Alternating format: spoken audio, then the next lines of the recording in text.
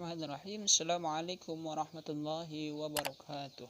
Hamdan wa syukran lillah ala nikmatillah la haula wa la quwata illa billah. Asyhadu an la ilaha illallah wahdahu la syarikalah wa asyhadu anna Muhammadan abduhu wa rasuluh la nabiyya wa la rasulah ba'dah. Puji syukur selalu kita panjatkan kehadirat Tuhan yang Maha Kuasa, Allah Subhanahu wa taala. Berkat limpahan rahmat, taufik, hidayah dan begitu banyak kenikmatannya yang diberikannya kepada kita, sehingga kita masih diberikannya kesempatan untuk melakukan aktivitas kita sehari-hari. Kedua kalinya salawat beriringan salam semoga tetap tercurah kepada Nabi baginda alam Nabi Muhammad SAW.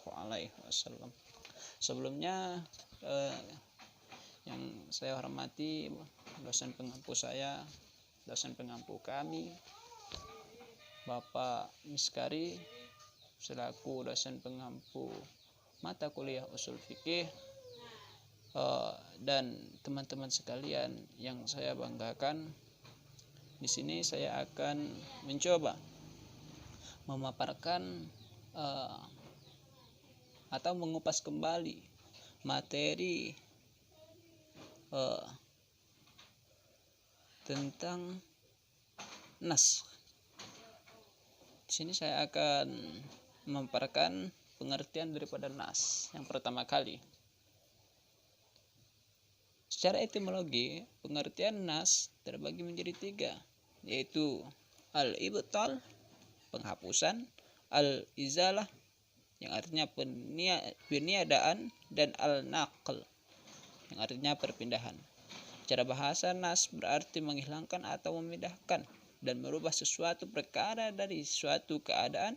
Sedangkan dari segi bahasa lugah, nas bisa diartikan sebagai pembatalan atau penghapusan nasakh.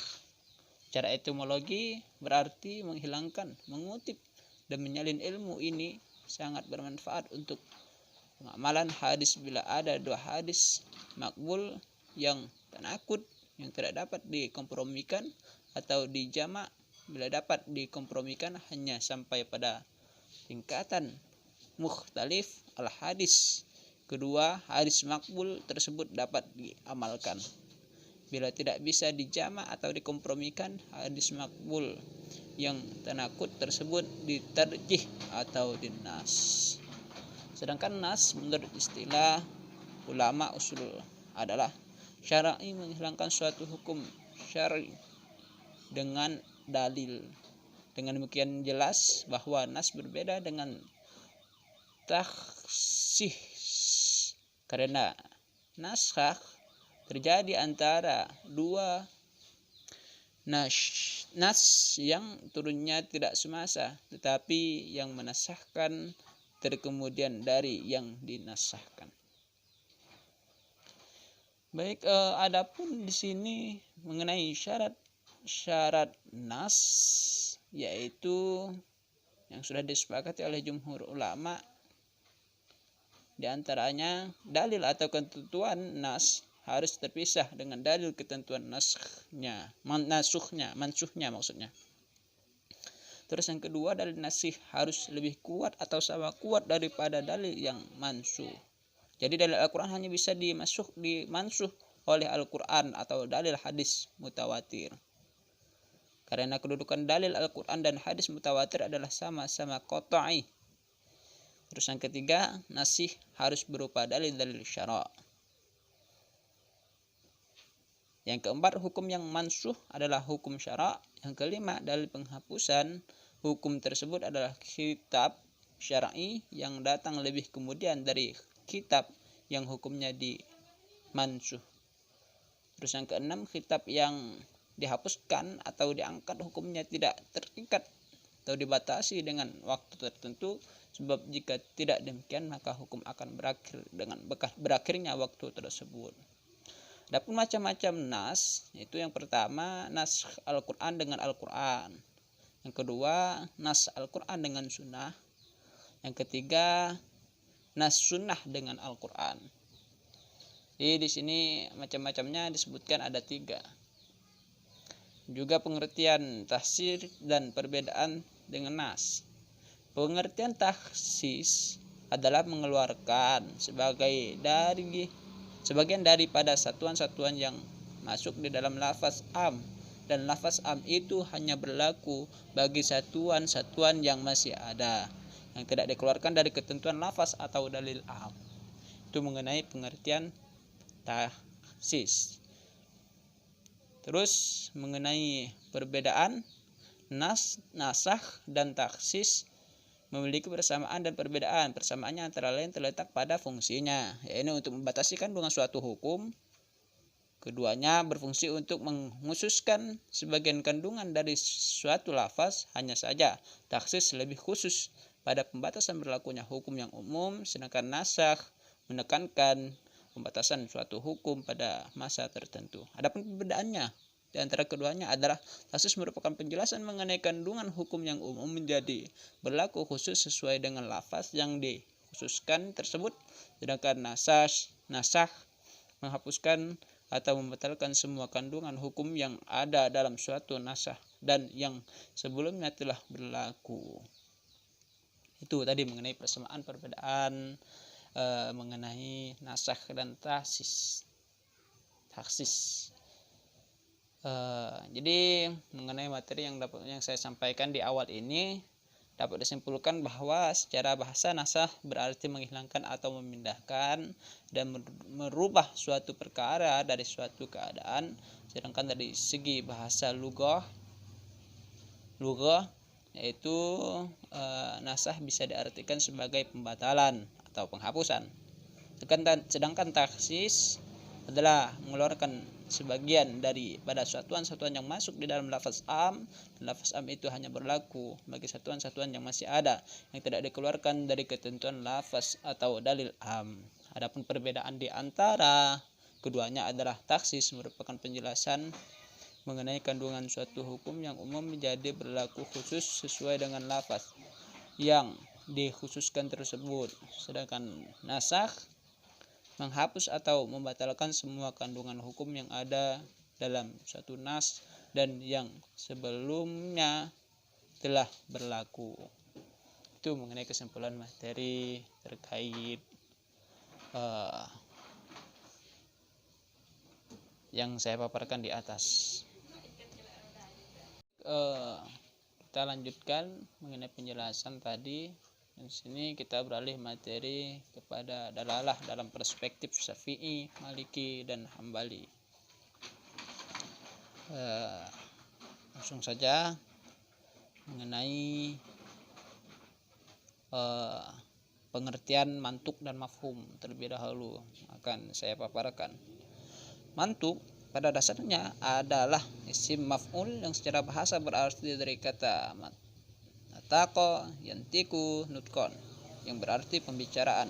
Hal ini sebagaimana penjelasan Ibnu Manzur di dalam kitabnya Lisan al-Arab.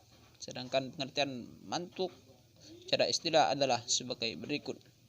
Sebagaimana yang dikemukakan oleh Al-Hamidi, disebutkan bahwa makna yang dipahami dari petunjuk lafaz secara qat'i terhadap pembicaraan. Kemudian pengertian yang dikemukakan oleh Al-Juwaini bahwasanya pengertian yang diperbolehkan dari apa yang tersurat. Menurut Ibnu Subki, sebagaimana yang dikutip oleh Mustafa Sa'id Al-Khil, bahwa yang dimaksud dengan mafhum adalah sebagai berikut. Yang disebutkan bahwa petunjuk suatu lafaz berdasarkan apa yang diucapkan. Secara sederhana, mantuk berasal dari kata tako yang bermakna terucap. Mantuk adalah makna yang dikandung oleh kata yang terucap. Al-Qatan menjelaskan di dalam bukunya bahwa mantuk adalah suatu makna yang ditunjukkan oleh lafaz menurut ucapannya, yaitu tunjukkan makna berdasarkan materi huruf-huruf yang diucapkan.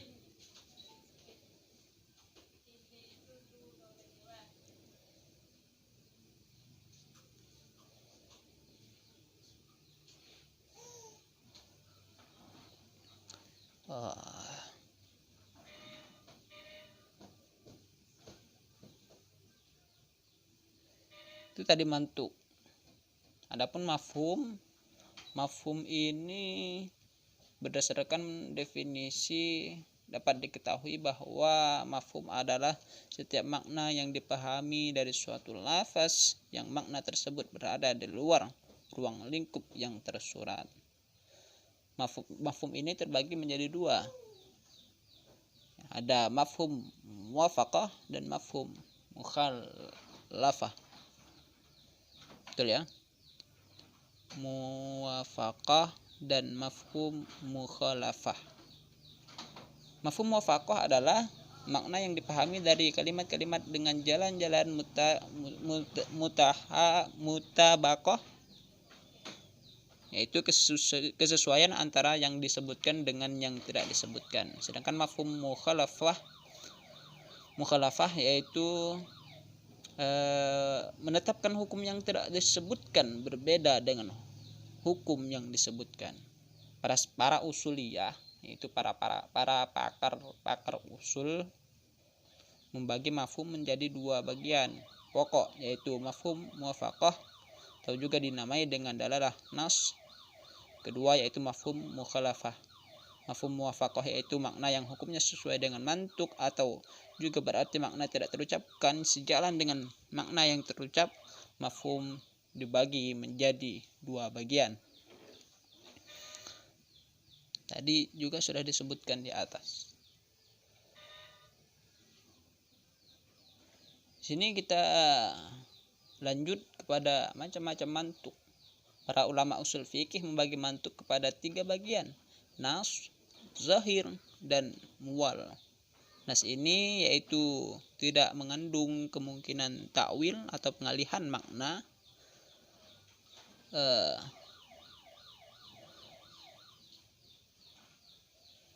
Pengalihan maknai. Nas terbagi dua, ada yang sharih kali ini ya, yaitu jelas, sharih. Dan yang kedua, apabila lafaz yang digunakan menunjukkan dengan tegas dan jelas maknanya, baik mana itu sesuai sepenuhnya dengan bunyi teks nas atau hanya dikandung maknanya oleh nas. Bagian ini disebut dengan ibarat al-nas. Misalnya firman Allah Subhanahu wa taala, faman lam yajidu fasyamu salasati ayyami fil haji wasab'ati idza raja'tum tilka asratu kamilah. Yang artinya, tetapi jika ia tidak ditemukan binatang korban atau tidak mampu, maka wajib berpuasa 3 hari dalam masa haji dan 7 hari lagi apabila kamu telah pulang kembali. Itulah 10 hari yang sempurna. Quran Al-Baqarah ayat 196.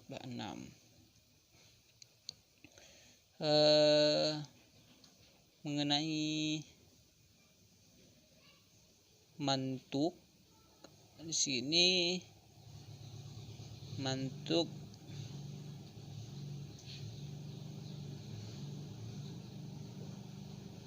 pertama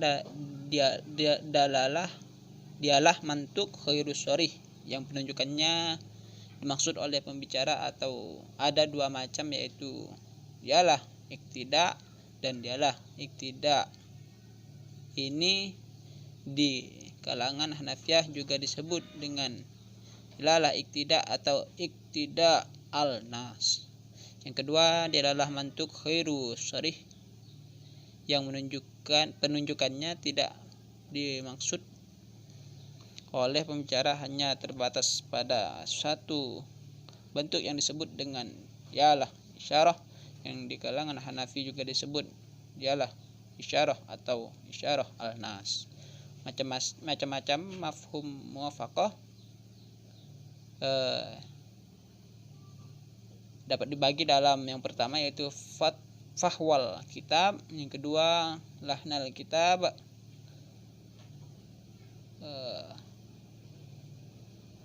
Itu tadi ada 2 macam ya, ada 2 macam, fahwal kitab dan lahnal kitab. Itu mengenai macam-macam mafhum muwafaqah. Al-was, al-khayah, al-syah, al-adad, al-laqab. Maf'ul al-laqab adalah menyebutkan sebuah hukum yang ditentukan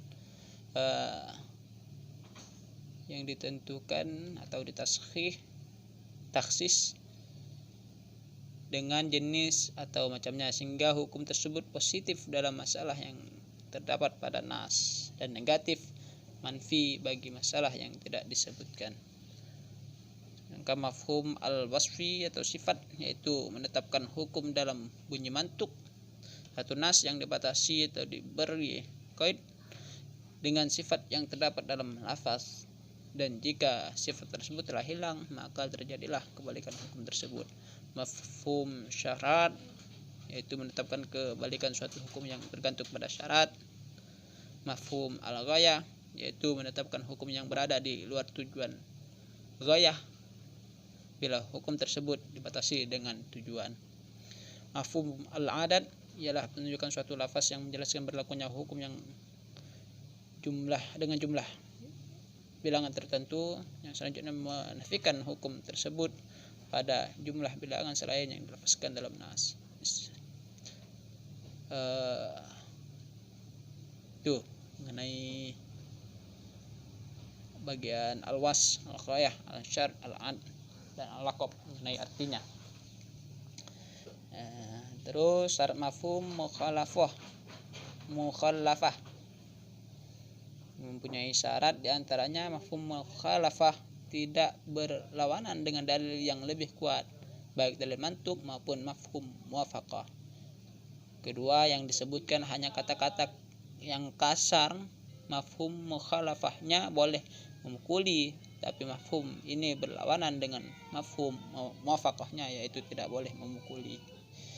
Tiga, yaitu yang disebutkan mantuk bukan suatu hal yang biasanya terjadi. Selanjutnya, yang disebutkan mantuk bukan dimaksudkan untuk menguatkan suatu keadaan. Selanjutnya, yang disebutkan mantuk harus berdiri sendiri, maksudnya tidak mengikuti kepada yang lain. Itu mengenai penjelasan terkait materi dalalah dalam perspektif Syafi'i, Maliki dan Hambali. Sini dapat kita simpulkan bahwa memahami redaksi Al-Quran dan hadis bagaikan menyelam ke dalam samudra yang dalam lagi luasnya, dibutuhkan kunci, dibutuhkan kunci, metode dan keilmuan khusus untuk sampai ke sana, sehingga kita bisa mengetahui maksud dan tujuan Al-Quran dan hadis, baik dari sudut teks maupun dari aspek makna. Jadi ketika kita ingin mengetahui sesuatu, kita harus menggali lebih agar kita bisa mencapai suatu ilmu yang kita dapatkan. Kita dapat menggali ilmu sebanyak-banyaknya dan kita bisa memecahkan suatu masalah dengan ilmu yang kita dapatkan, supaya tidak jadi kekeliruan, apalagi penyimpangan yang bisa menyesatkan kita dari syariat agama Allah, yaitu syariat Islam. Itu mengenai materi ini dapat saya jelaskan. Lanjutkan, bertemu lagi dengan saya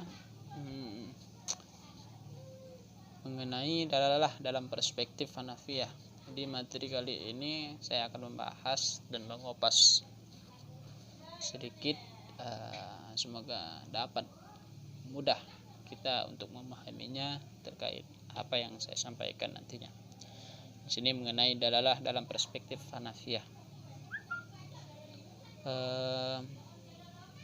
Langsung saja, dalalah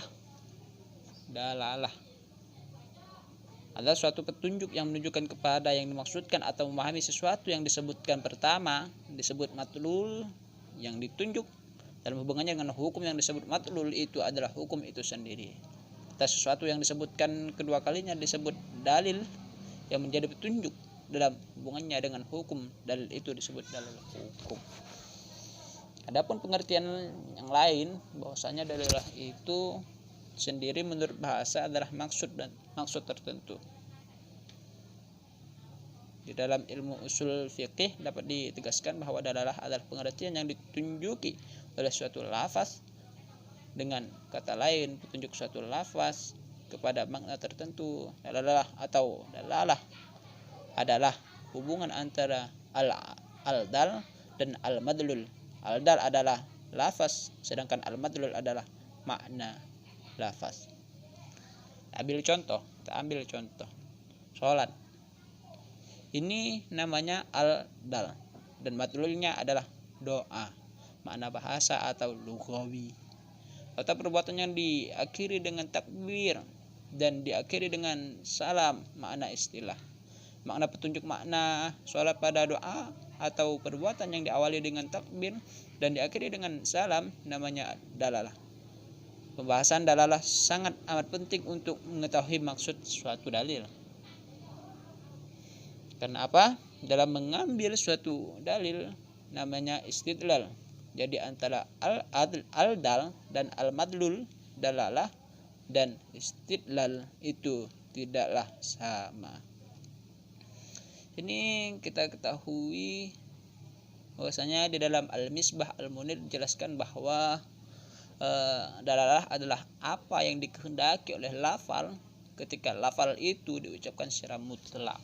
Tuh, dikutip dari Al-Misbah Al-Munir menjelaskan terkait dalalah. Selanjutnya macam-macam dalalah menurut ulama Hanafiyah. Dalam petunjukan pada suatu makna, Imam Abu Hanifah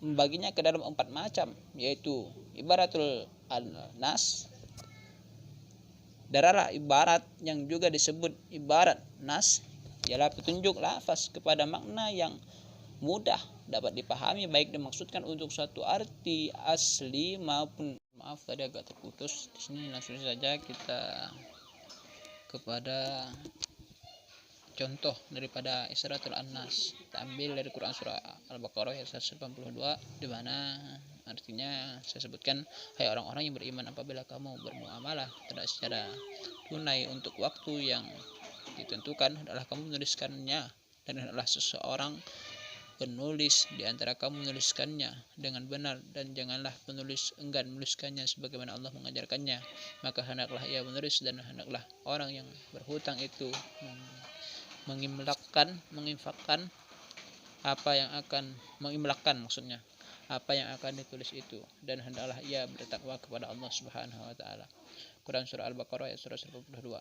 Ini maksudnya adalah memberi sifat terhadap catatan dengan benar, memberikan pemahaman secara jelas bahwa apa yang ditulis itu harus benar sesuai kehendak orang yang mengimlakkan, dan secara implisit atau syarat dapat dipahami bahwa catatan itu dapat dijadikan argumentasi atau data bagi orang yang menginginkan mengimlakkan, di mana ia tidak dapat terhadap apa yang tertera dalam tulisan tersebut selama tidak didustakan. Pengertian yang demikian ini diistimbatkan dan syarat nas, yaitu dari huruf lam pada lafaz lahu yang mengandung pengertian itu bahwa seorang anak itu adalah milik bapaknya. Terus yang ketiga yaitu dalalatul al-nas. Disebutkan bahwasanya dalalatun nas juga disebut mafhum muwafaqah, di samping disebut pula dalalatun aula. Sebagian fuqaha menyebutnya qiyas jali. Dalalatun nas adalah pengertian secara implisit tentang suatu hukum lain yang dipahami dari pengertian nas secara eksplisit karena adanya penyebab faktor yang sama. Terus yang keempat, yang terakhir yaitu iktida'u al-nas. Disebutkan adalah al-iktida', disebut juga al-iktida' al-nas. Menurut sebagian ulama ahli usul fikih berpendapat bahwa petunjuk lafaz kepada suatu yang tidak disebutkan, yang kebenarannya tergantung kepada yang tidak disebut itu. Selanjutnya mengenai kehujahan dari dalalah, 4 macam dalalah yang telah disebutkan di atas tadi, khususnya yang dalalah lafdiyah dapat dijadikan pegangan untuk hujah untuk menentukan arti suatu nas dalam suatu penetapan hukum. Hanya saja kekuatan di antara 4 macam dalalah tersebut bertingkat-tingkat. Tingkatan dalalah tersebut dalam istimbat hukum tidaklah sama. Adalah ibarat eksplisit yang paling kuat dan adalah iktidak yang paling lemah. Menurut mazhab Hanafi, tingkatan dalalah tersebut adalah sebagai berikut.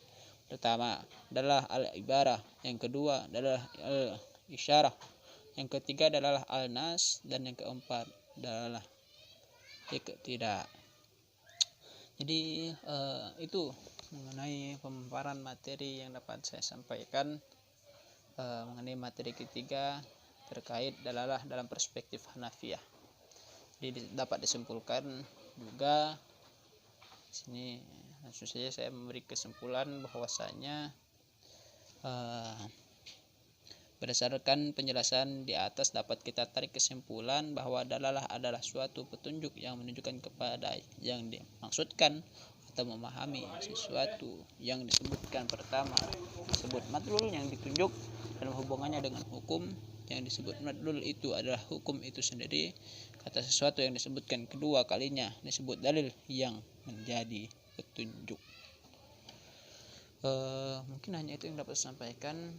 Lebih jelasnya ketika kita ingin mempelajari suatu kandungan yang terdapat dalam usul fiqh mengenai 3 pemaparan materi yang ada di atas, kita dapat menggali lebih luas lagi pengetahuan kita bisa dapatkan dari berbagai sumber, baik itu dari kitab, dari buku-buku karangan-karangan para ulama misalnya, atau buku-buku yang dapat membantu kita dalam proses mempelajari ketiga materi di atas. Kita juga bisa cari di berbagai jurnal yang ada di internet. Kita manfaatkan internet sebagai suatu hal dalam menggali potensi kita untuk mengembangkan ilmu yang perlu kita kembangkan, termasuk juga ilmu usul fikih ini.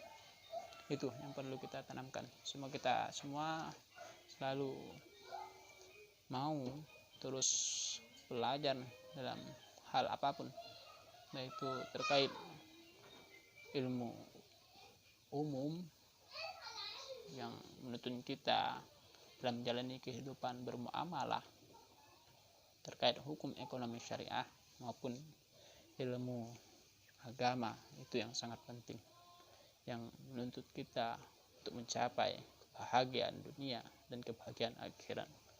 Bukan hanya itu yang dapat saya sampaikan, kurang lebihnya saya pamit undur diri. Mohon maaf yang sebesar-besarnya, dan terima kasih banyak yang saya ucapkan atas segala perhatiannya. Mungkin hanya ini yang dapat saya sampaikan. Semoga di kemudian hari kita dapat bisa sharing-sharing mengenai apa yang kita ketahui dan apa yang tidak ketahui, kita cari sama-sama masalahnya. Sekian dari saya. Allahu a'lam. Ihdinas siratal mustaqim. Unzur maqala wa la tanzur maqala. Wassalamualaikum warahmatullahi wabarakatuh.